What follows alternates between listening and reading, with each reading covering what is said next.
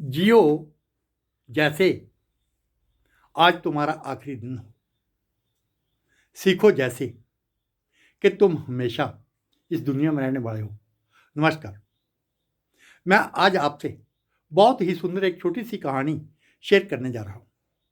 एक राज्य में एक तलवारबाज रहता था। उसकी चर्चा पूरे ही राज्यों में दूर दूर तक फैली हुई थी। राजा उस पर बहुत ही गर्व करता था और इज्जत देता था, क्योंकि उसने अपने तलवार के बल पर राजा को कई लड़ाइयाँ जिताई थी। राजा ने उसे सेनापति की उपाधि दे रखी थी।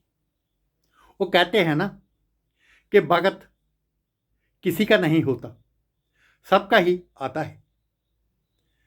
सेनापति बूढ़ा हो गया। अभी उसने सोचा कि मैं इस विद्या का क्या करूंगा, इस अपनी कला का क्या करूंगा। मैं तो बूढ़ा हो गया हूं, अब ये विद्या या कला किसी को सिखाई जाए तो अच्छा है। वह राजा के पास गया।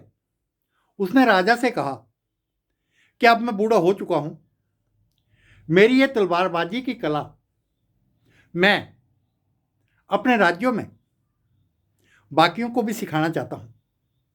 राजा उसकी बात से सहमत हो गया और उसने अपने राज्यों में ढिंढोरा पिटवा दिया कि हमारे पास एक ऐसे तलवारबाज हैं, वो अपनी तलवार बाजी बाकी यों को भी सिखाना चाहते हैं। अगले दिन से शिष्य आना शुरू हो गए। सब कुछ अच्छा चल रहा था, सब अच्छा सीख रहे थे। कहते हैं ना कि कोई ना कोई ओवर स्मार्ट निकल ही पड़ता है।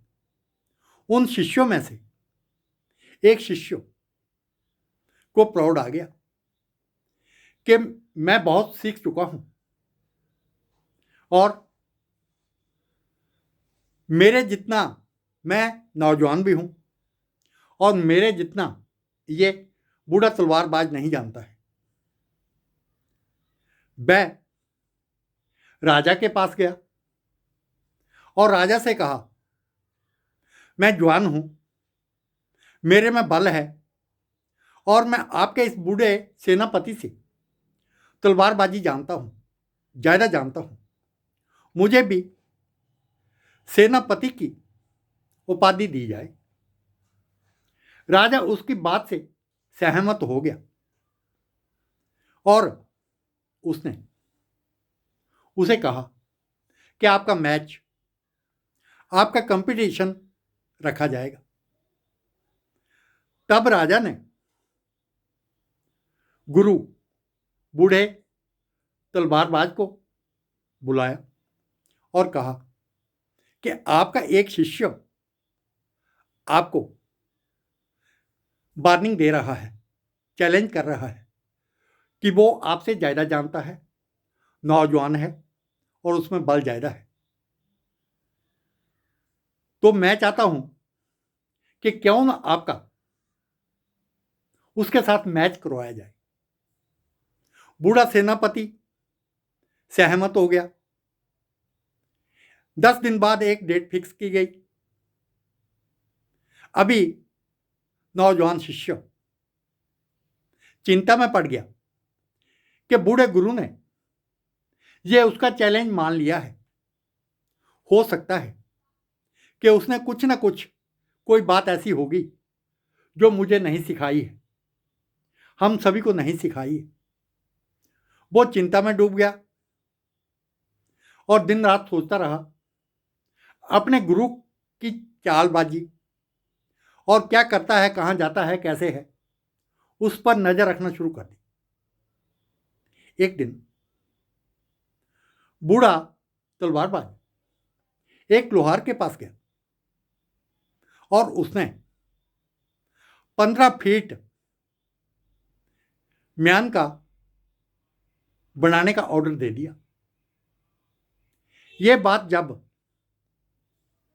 युवा तलवारबाज शिष्यों को पता चली तो वो दिन रात सोचता रहा कि क्या